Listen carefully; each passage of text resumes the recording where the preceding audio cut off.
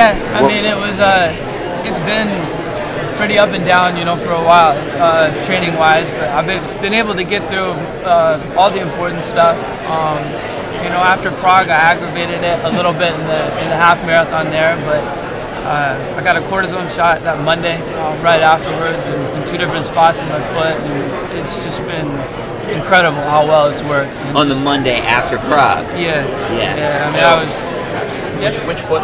Left foot. Left foot, yeah. Plantar? Yeah, so plantar fasciitis, and first time I've ever had it. I know it's a pretty common injury that, so many people have told me, oh yeah, I've had that, and it just takes a while to get over, and it has, but getting that shot on Monday just has worked wonders as far as getting knocked out, and I've been pain-free now for a couple weeks, and did some really good workouts to test it out. I think that was a really important thing just to know that it was good coming in. So did a really good long run last week, and did a workout where I got in about 10 miles worth of good hard intervals. So got some speed work in and did a long run, and it's held up fine. How long? Went 22 miles. So and it's held up great, and it's been feeling good, and it's just been such a weight lifted off my shoulders that I don't have to think about it, and I'm not feeling it every step, and walking around it feels great, running it feels great, and so I'm just really looking forward to Monday now. That injury is so unique too, because it's hard. You have to stay off it, really, right? I mean, what were you able to do? I guess ideally you're supposed to stay off of it, but yeah, we can't really do that being elite athletes. And, obviously I wanted to get as prepared I could for this race, and so I've been running through it the whole time, and I was still able to get in a lot of volume, a lot of good mileage, a lot of long runs, and it was hard because it hurts a lot, but I was able to get through it, and now that it's not hurting, I think it's going to be great come Monday. How long are when you do a 10 miles hard workout and with the intervals? How long are the intervals? They vary, anywhere from I think in that one I got down to. There's a mix of things. I think 400 meters all the way up to mile repeats. So it was a kind of a mixed bag where you do a little bit of everything. No more 200s though anymore. Yeah, not a lot. No, it's been a while. I think that I like doing 200s. I always have. I think it makes me feel good. I've always liked doing speed work, ironically more than distance stuff. But I think.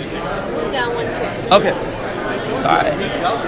But for the marathon, you just don't need that speed. So, I mean, I think that's been probably the biggest adjustment in my training is that you just don't need to do as much of it. There's been much more of a focus on the longer intervals and long runs and, mile repeats, tempo runs, kind of things like that. And so that's what my training has been more kind of centered around these last couple months. And how long are the tempos?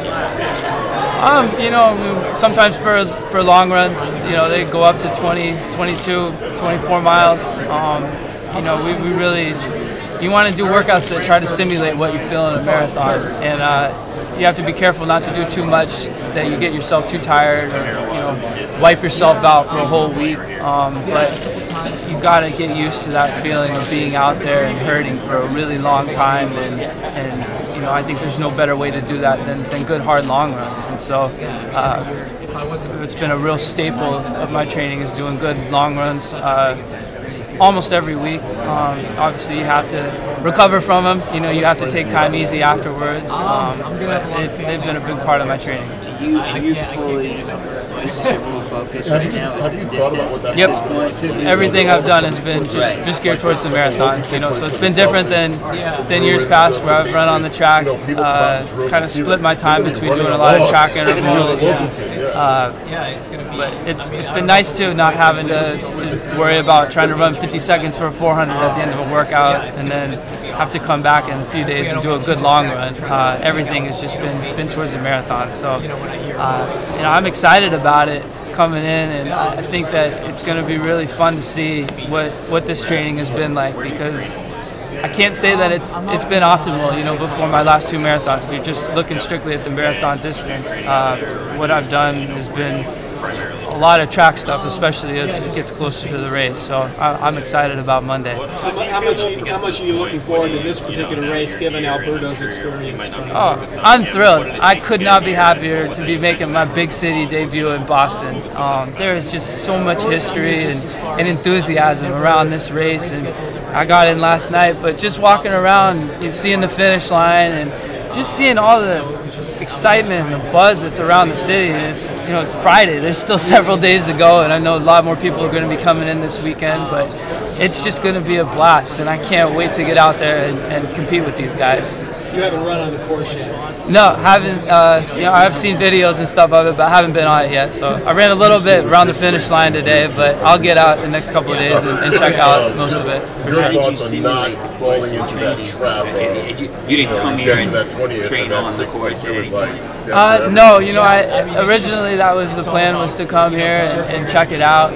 But just the way, you know, the workouts fell and the way my training was going, I felt like I needed to stay in Portland and just get the most out of my training there. But obviously we've been very cognizant of the course. It's unique in that there's a lot of downhill in it. So we've been doing a lot of downhill training, you know, especially the last couple of weeks, but even for the months leading up to this, you know, whether it's outside, you know, near my house, there's lots of rolling hills, and, you know, we're driving around, and he's like, this is really similar, it's great for the Boston course. So we did some workouts, you know, where we practiced both running downhill and uphill, and then, you know, using a treadmill too, where you can really just get used to that downhill pounding, because I think that's the killer. You know, the uphills obviously come at a difficult point, but it's really all that downhill that you go through before that. I think that really beats your legs up and make those hills just feel that much harder. The two marathons you've run have really been about not necessarily fast times. They've been races. You think that sets you up for running Boston? Which is also not necessarily no rabbits, things like that. Yeah, definitely. It's going to be different. You know, I think that I'm a little bit unique in just that, like you said, I've only run championship style races where it's been very slow for at least the first half, sometimes even longer. And then there's a huge move, and you know, you got to finish really hard. But I think that prepares me great for here. You know, I think that obviously the competition part, you always have to have that in a race, whether it's fast or slow. And I've done a lot of training to get used to faster paces, and, you know, I feel very comfortable if it's a fast pace or a slow pace. I think you have to be ready for any situation. So, but I'm looking forward to really just getting out. There's such a great field here, and competing out there and feeling the energy of the crowd and seeing what I can do in a big city marathon. Do you anticipate you'll need another shot on your foot before the race, or do you think it'll be No, everything's been going great, so I don't think that's going to be the case at all. You mentioned after Prague that you did some workouts that gave you a lot of confidence that showed that you were feeling better. What were those specifically? I mean, like I said, we did a 22-mile run. That was pretty good. You know, it was kind of just gradually picking it up throughout, and that went really well. And then we did 10 miles worth of intervals. It was kind of a little hodgepodge where we did everything down from 400 all the way up to mile repeats. And you know, I really just wanted to be confident, and, you know, and speaking with Alberto, that things were going to hold up. I never want to enter a race if I don't think I'm fully fit, don't know I'm fully fit, and especially with the way I was feeling after Prague. It's important to me to really test it out and have no doubts in my mind when I step on the starting line that I'm ready to go. I knew physically, you know, I was fit, but it was really a matter of whether my foot could hold up, whether it was going to get really sore. The worst thing you could do is come here and have something similar happen where you think it's all right, and then it's killing you, and you either have to drop out or just, you know, you can't run on it. So I had to do something to make sure that I knew I was ready, and so we did several workouts, and then after that, it's just all about resting, because I know physically I'm ready to go. What did that really told you about the course? Not having done track intervals and that sort of fast stuff, does it feel different in training?